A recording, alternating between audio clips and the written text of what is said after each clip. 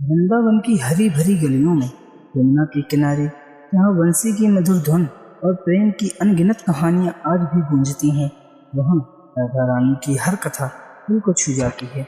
नमस्कार दोस्तों, स्वागत है आपका हमारे चैनल ज्ञान भंडार में। आज हम आपको राधाष्टमी के बारे में जानकारी देंगे।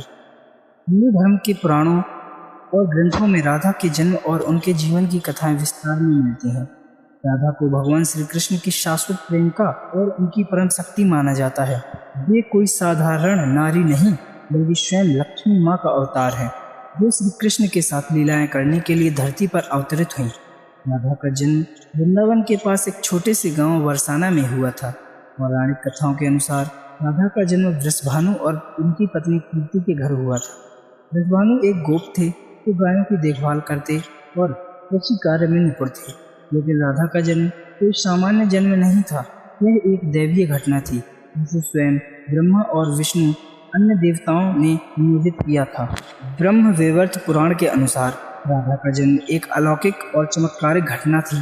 कथा है कि वृषभानु और कीर्ति को लंबे समय तक कोई संतान नहीं थी। दोनों भगवान विष्णु के परम भक्त थे और उनकी भक्ति से प्रसन्न होकर भगवान ने उन्हें वरदान दिया कि उनकी गोद में एक ऐसी कन्या का जन्म होगा जो प्रेम और भक्ति की मूर्ति बनेगी। एक दिन वृषभानु जब यमुना किनारे गए तो उन्हें एक सुनहरी कमल के फूल में नवजात कन्या दिखी। यह कन्या कोई और नहीं, स्वयं श्री राधा रानी थी।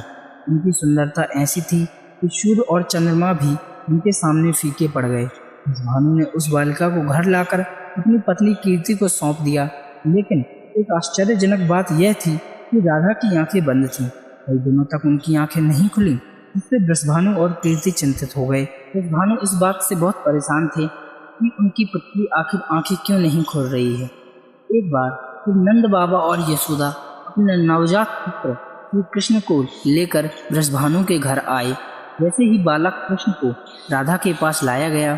चमत्कार हुआ, राधा ने अपनी आंखें खोल दी और उनकी पहली नजर भगवान श्री कृष्ण पर पड़ी।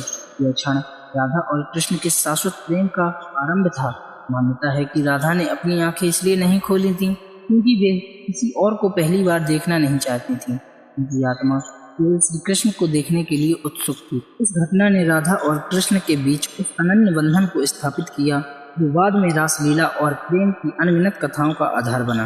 राधा का जन्म केवल शारीरिक घटना नहीं थी, बल्कि यह भगवान श्री कृष्ण की लीलाओं को पूर्ण करने के लिए एक दैवीय योजना थी। राधा का बचपन वृंदावन और बरसाना की हरी भरी गलियों में बीता।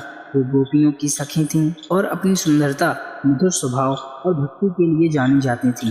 राधा और कृष्ण की बाल लीलाएं आज भी भक्तों के बीच लोकप्रिय हैं। चाहे वह यमुना के तट पर माखन चोरी करना हो, रास लीला में नृत्य करना हो या फिर श्री कृष्ण की बंसी की मधुर धुन पर झूमना हो, राधा की हर लीला में प्रेम और समर्पण झलकता था।